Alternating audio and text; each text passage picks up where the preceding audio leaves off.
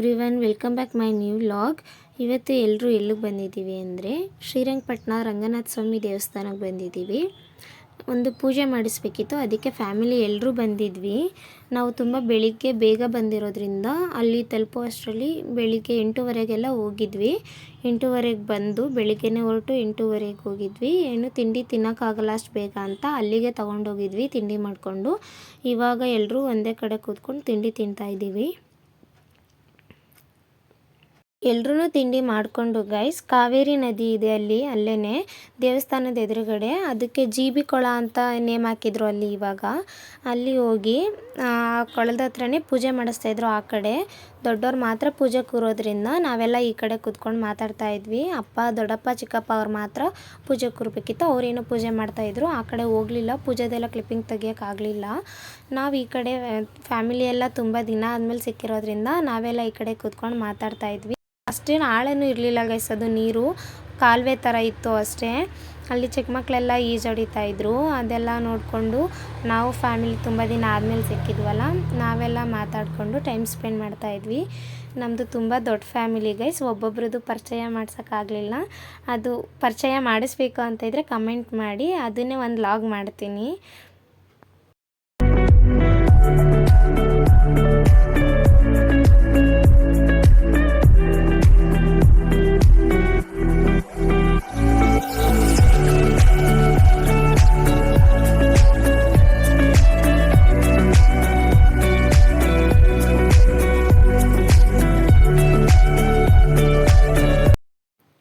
ಪೂಜೆ ಎಲ್ಲ ಆದಮೇಲೆ ಗೈಸ್ ನಾವು ಎಲ್ಲರೂ ಸ್ನಾನ ಮಾಡಿ ದೇವಸ್ಥಾನಕ್ಕೆ ಹೋಗಬೇಕಿತ್ತು. ಪೂಜೆ ಆಗೋಕ್ಕೂ ಮುಂಚೆನೇ ನೀರಲ್ಲಿ ಇಳಿಬಾರ್ದು ಅಂತ ನಮ್ಮ ಚಿಕ್ಕಮ್ಮ ಹೇಳಿದ್ರು. ಅದಕ್ಕೆ ಎಲ್ಲರೂ ವೆಯ್ಟ್ ಮಾಡ್ತಾ ಆ ಮಕ್ಕಳು ಈಜೊಡೆಯೋದು ನೋಡ್ತಾ ನಿಂತಿದ್ವಿ. ನಮ್ಮ ಅಣ್ಣ ಅವರೆಲ್ಲ ನಾವು ಈಜೊಡಿಬೇಕು ಅಂತ ಕಾಯ್ತಾ ಇದ್ರು. ಅದಾದಮೇಲೆ ನಮ್ಮ ಅಣ್ಣ ಮಾತಾಡ್ತಾ ಇರಬೇಕಾದ್ರೆ, ನೀನು ವಿಡಿಯೋ ಮಾಡ್ಕೋ, ಆದರೆ ನಾವು ಮಾತಾಡೋದೆಲ್ಲ ಹಾಕಂಗಿಲ್ಲ, ನೀನು ಎಡಿಟ್ ಮಾಡಬೇಕು ವ್ಲಾಗ್ನ, ನಮ್ಮ ವಾಯ್ಸೆಲ್ಲ ಹಾಕ್ಬಾರ್ದು ಅಂತ ಹೇಳ್ತಾ ಇದ್ದ. ಆಮೇಲೆ ಅಲ್ಲೇ ಪೂಜೆ ಮುಗಿಯೋವರೆಗೂ ನಾವು ಎಲ್ಲರೂ ಫೋಟೋಸ್ ತಗೊಳ್ಳೋಣ, ಅವ್ರು ಬರೋವರೆಗೂ ಪೂಜೆ ಆಗೋ ತನಕ ಅಂತ ಎಲ್ರದ್ದು ಫೋಟೋಸ್ ಎಲ್ಲ ತೊಗೊಂಡ್ವಿ.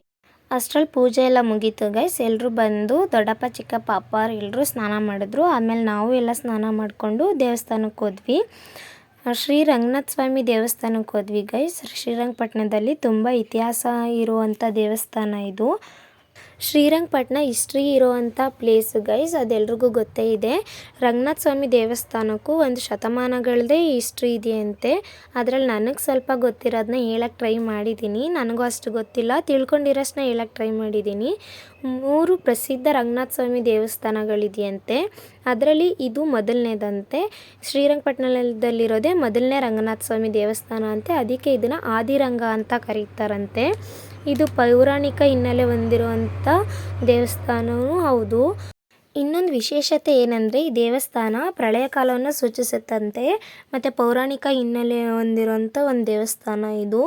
3 ಪ್ರಸಿದ್ಧ ರಂಗನಾಥ ಸ್ವಾಮಿ ದೇವಸ್ಥಾನದಲ್ಲಿ ಇದು ಮೊದಲನೇದಾದರೆ, ಎರಡನೇದು ಶಿವನ ಸಮುದ್ರ ಶಿಂಷಾದಲ್ಲಿದೆಯಂತೆ, ಅದನ್ನು ಮಧ್ಯರಂಗ ಅಂತ ಕರೀತಾರಂತೆ. 3ನೇದು ತಮಿಳ್ನಾಡಲ್ಲಿದೆಯಂತೆ, ಅದನ್ನು ಅಂತ್ಯರಂಗ ಅಂತ ಕರೀತಾರಂತೆ. ನನಗಿಷ್ಟೇ ಗೊತ್ತಿರೋದು ಗೈಸ್, ಇದ್ರ ಬಗ್ಗೆ ಜಾಸ್ತಿ ಗೊತ್ತಿಲ್ಲ.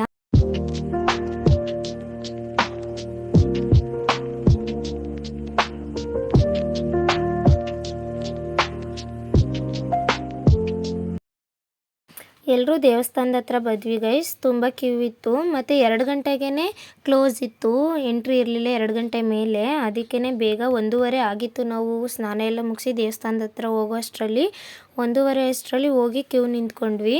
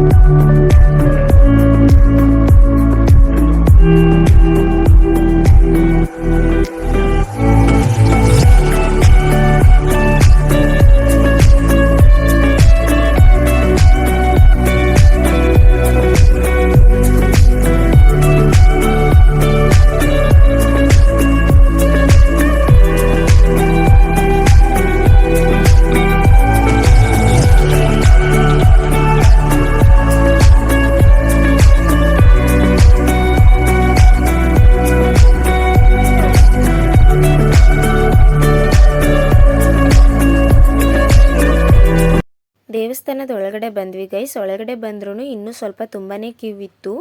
ನಾವು ದರ್ಶನ ಮಾಡೋದೇ ಲೇಟ್ ಆಗುತ್ತೆ ಅಂತ ಅಂದ್ಕೊಂಡ್ವಿ, ಲೇಟು ಆಯಿತು. ಮಧ್ಯಾಹ್ನ 2 ಗಂಟೆ ಕ್ಲೋಸ್ ಆಗಿ ಮತ್ತೆ 4 ಗಂಟೆಯಿಂದ ಸಂಜೆವರೆಗೂ ಓಪನ್ ಇರುತ್ತಂತೆ. ಅದಕ್ಕೆ 2 ಗಂಟೆ ಕ್ಲೋಸು ಅಂತ ಹೇಳಿದ್ರು. ಅದಕ್ಕೆ ತುಂಬ ರಶ್ ಇತ್ತು. ದೇವಸ್ಥಾನ ನೋಡಿ ಗೈಸ್, ಇದೆಲ್ಲ ಕೈಯಿಂದನೇ ಮಾಡಿರೋ ಅಂಥದ್ದು. ಈ ಕಂಬದ ಡಿಸೈನ್ ಎಲ್ಲ ಏನು ಕೊರೆದಿದ್ದಾರೆ ಇದೆಲ್ಲ ಹಳೆ ಕಾಲದಿಂದ ಮಾಡಿರೋದು. ಹಳೆ ಕಾಲದಲ್ಲಿ ಆ ಟೈಮಲ್ಲಿ ಮಿಷಿನ್ ಏನು ಇರಲಿಲ್ವಲ್ಲ, ಅದಕ್ಕೆ ಕೈಯಿಂದ ಅಂದರೆ ಸುತ್ತಿಗೆ ಈ ಥರ ಮೆಟೀರಿಯಲ್ಗಳಿಂದನೇ ಮಾಡಿರೋ ಅಂಥದ್ದು.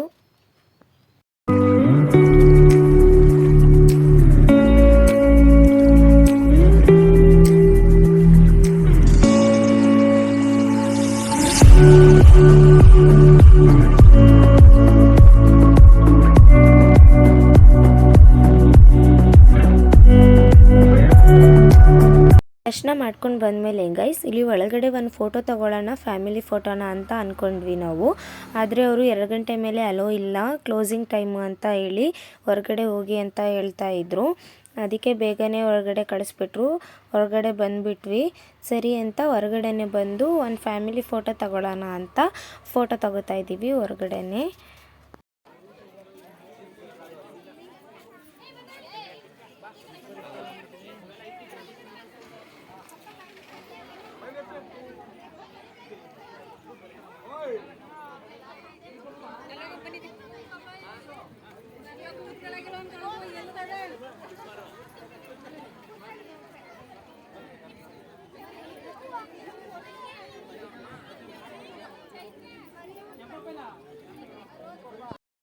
ಇಲ್ಲಿ ಫೋಟೋಸ್ ಎಲ್ಲ ತೊಗೊಂಡು ಗೈಸ್ ಎಲ್ಲರೂ ಫ್ಯಾಮಿಲಿ ಫೋಟೋ ತೊಗೊಂಡು ಇಲ್ಲಿಂದ ಹೊರಡೋ ಅಷ್ಟರಲ್ಲೇ 2:30-3 ಗಂಟೆ ಆಗೋಯ್ತು ನಮಗೆ. ಇಲ್ಲಿಂದ ಹೊರಟ್ವಿ. ಇನ್ನು ಶ್ರೀರಂಗಪಟ್ಟಣದಲ್ಲಿ ತುಂಬ ಪ್ಲೇಸಸ್ ಇದೆಯಲ್ಲ, ತುಂಬ ಬೇಗ ಇಲ್ಲಿ ಪೂಜೆ ಮುಗ್ದಿರೋದ್ರಿಂದ ಬೇರೆ ಕಡೆ ನೋಡೋಣ, ಬೇರೆ ದೇವಸ್ಥಾನ ಅಥವಾ ಯಾವುದಾದ್ರೂ ಪ್ಲೇಸ್ಗೆ ಹೋಗೋಣ ಅಂತ ಇಲ್ಲಿಂದ ಹೊರಟ್ವಿ.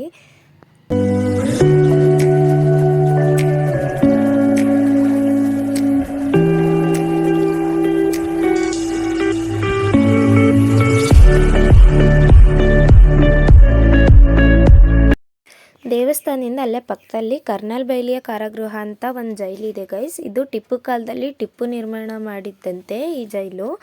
ಆ ಕಾಲದಲ್ಲಿ ಬ್ರಿಟಿಷ್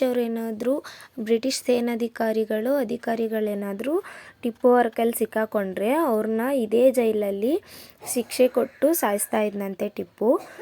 ಅಲ್ಲಿಗೆ ಬಂದ್ವಿ.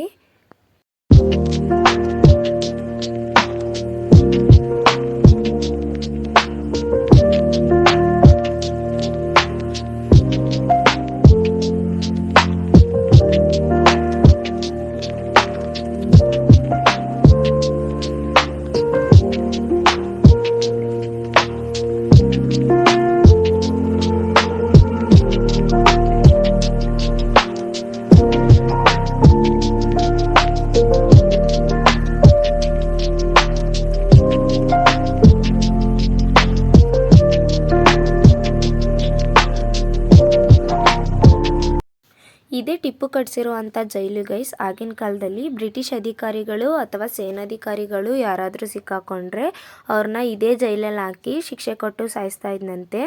ಅಲ್ಲಿ ಹಿಂದೆ ಕಲ್ಲುಗಳೇನು ಕಾಣಿಸ್ತಿದೆ ಗೈಸ್, ಅಲ್ಲಿ 2 ಕೈ ಆ ಕಡೆ ಈ ಕಡೆ ಸರಳಿಂದ ಕಟ್ಟಾಕಿ ಕುತ್ತಿಗೆವರೆಗೂ ನೀರು ತುಂಬಿಸಿ ಬ್ರಿಟಿಷ್ ಅಧಿಕಾರಿಗಳನ್ನ ಸೇನಾಧಿಕಾರಿಗಳನ್ನ ಕೊಲ್ತಾ ಇದ್ನಂತೆ. ಅವರು ಸತ್ತ ಮೇಲೆ ಸಾಯೋವರೆಗೂ ಆ ಥರ ನೀರಲ್ಲೇ ನಿಲ್ಲಿಸಿ ಅವರು ಸತ್ತ ಮೇಲೆ ಹಿಂದೆನೇ ಕಾವೇರಿ ನದಿ ಹರಿತಿತ್ತಂತೆ. ಅವ್ರ ಹೆಣನ ಅಲ್ಲಿ ಬಿಸಾಕ್ತಿದ್ರಂತೆ. ಒಂದು ಸಲಿಕೆಯಲ್ಲಿ 48 ಕಲ್ಲುಗಳೇನೋ ಇದೆಯಂತೆ. ಒಂದು ಸಲಿಕೆ 22 ಜನನೋ 21 ಜನಕ್ಕೂ ಶಿಕ್ಷೆ ಕೊಡ್ಬೋದಿತ್ತಂತೆ.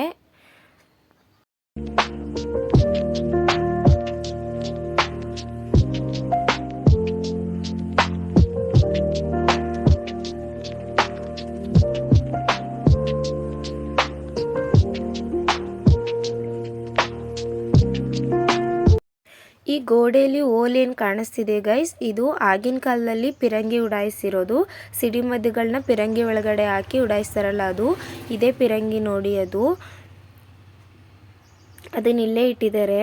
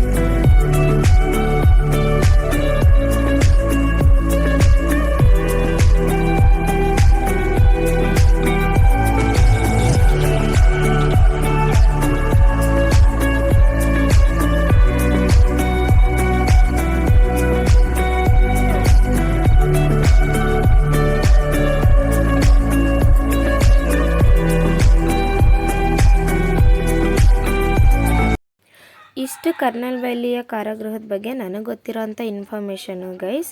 ನನಗೆ ಅಷ್ಟು ಗೊತ್ತಿಲ್ಲ, ಗೊತ್ತಿರೋಷ್ಟನ್ನು ಹೇಳಕ್ಕೆ ಟ್ರೈ ಮಾಡಿದ್ದೀನಿ. ನೆಕ್ಸ್ಟು ಅಲ್ಲಿಂದ ಕಬ್ನಲ್ಲಿ ಕುಡ್ಕೊಂಡು ಬೇರೆ ಕಡೆ ಹೋಗೋಣ ಅಂತ ಅಂದ್ಕೊಂಡು ಎಲ್ಲಿಗೆ ಹೋಗೋದು ಅಂದಾಗ ನಿಮಿಷಾಂಬ ದೇವಸ್ಥಾನಕ್ಕೆ ಹೋಗೋಣ, ಅದು ಇಲ್ಲಿ ಹತ್ರ ಇರೋದು ಅಂತ ನಿಮಿಷಾಂಬ ದೇವಸ್ಥಾನಕ್ಕೆ ಹೊರಟ್ವಿ ಫ್ಯಾಮಿಲಿ ಎಲ್ಲ.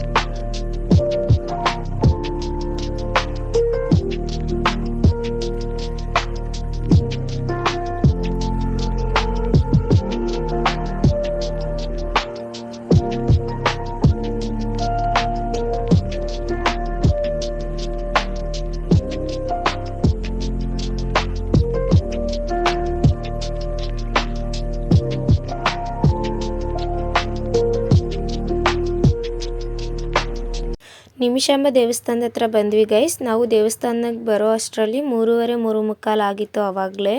ನಾನು ನಿಮಿಷಾಂಬ ದೇವಸ್ಥಾನಕ್ಕೆ ಬರ್ತಿರೋದು ಫಸ್ಟ್ ಟೈಮ್. ನಮ್ಮ ಅಣ್ಣವರೆಲ್ಲ ಬಂದಿದ್ದಾರೆ.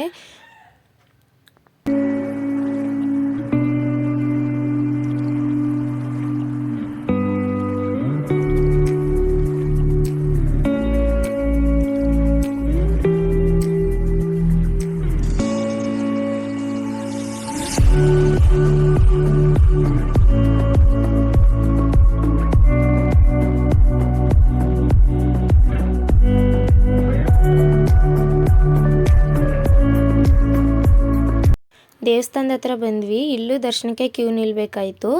ದರ್ಶನಕ್ಕೆ ಅಂತ ಕ್ಯೂ ನಿಂತ್ವಿ. ಬೇಗನೆ ಮೂವ್ ಆಯಿತು ಕ್ಯೂ, ಲೇಟ್ ಏನಾಗಲಿಲ್ಲ.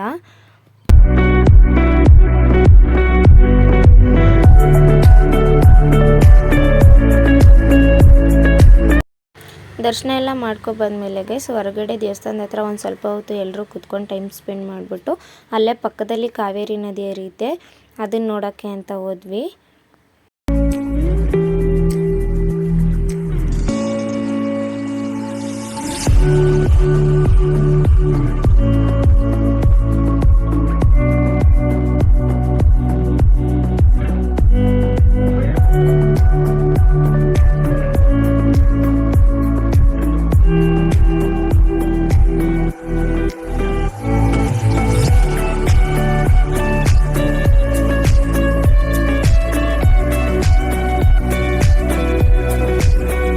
ನೀರತ್ರ ಎಲ್ಲ ನೋಡ್ಕೊಂಡು ಬಂದಮೇಲೆ ಗೈಸ್ ಅಲ್ಲೇ ಎಲ್ಲರೂ ಕಬ್ನಲ್ಲಿ ಕುಡಿಯೋಣ ಅಂತ ಮತ್ತೆ ಕಬ್ನಲ್ಲೆಲ್ಲ ಕುಡಿದು ಒಂದು ಸ್ವಲ್ಪ ಹೊತ್ತು ಕೂತಿದ್ದು ಕಬ್ನಲ್ಲಿ ಕುಡ್ಕೊಂಡು ಮನೆಗೆ ಬಂದ್ವಿ ಗೈಸ್. ಏನಕ್ಕೆ ಅಂದರೆ ಅಲ್ಲಿ ಇನ್ನು ಬೇರೆ ತುಂಬ ಪ್ಲೇಸ್ ಇತ್ತು ನೋಡಲಿಕ್ಕೆ.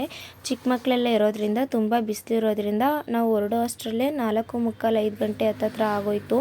ಇನ್ನು ಲೇಟ್ ಆಗುತ್ತೆ ಮನೆಗೆ ಹೋಗೋದು ಸಂಜೆ ಅಂತ ಹೇಳಿ ಸರಿ ಎಲ್ಲೂ ಹೋಗೋದು ಬೇಡ ಮನೆಗೆ ಹೋಗೋಣ ಅಂತ ಬೇಗ ಮನೆಗೆ ಹೊರಟ್ವಿ ಅಲ್ಲಿಂದ ನಾವು. ಈ ವ್ಲಾಗ್ ಯಾರಿಗೆಲ್ಲ ಇಷ್ಟ ಆಯಿತು ಲೈಕ್ ಮಾಡಿ, ಶೇರ್ ಮಾಡಿ, ಕಮೆಂಟ್ ಮಾಡಿ. ಚೈತ್ರಾ ರಮೇಶ್ ಯೂಟ್ಯೂಬ್ ಚಾನಲ್ನ ಸಬ್ಸ್ಕ್ರೈಬ್ ಮಾಡಿ. ಇವಾಗ ಆಲ್ರೆಡಿ ಯಾರು ಸಬ್ಸ್ಕ್ರೈಬ್ ಮಾಡಿದ್ದೀರಾ ಅವರೆಲ್ಲರಿಗೂ ಥ್ಯಾಂಕ್ ಯು. ಯಾರು ಸಬ್ಸ್ಕ್ರೈಬ್ ಮಾಡದೆ ನೋಡ್ತಿದ್ದೀರಾ ದಯವಿಟ್ಟು ಸಬ್ಸ್ಕ್ರೈಬ್ ಮಾಡಿ, ಹೀಗೆ ಸಪೋರ್ಟ್ ಮಾಡಿ.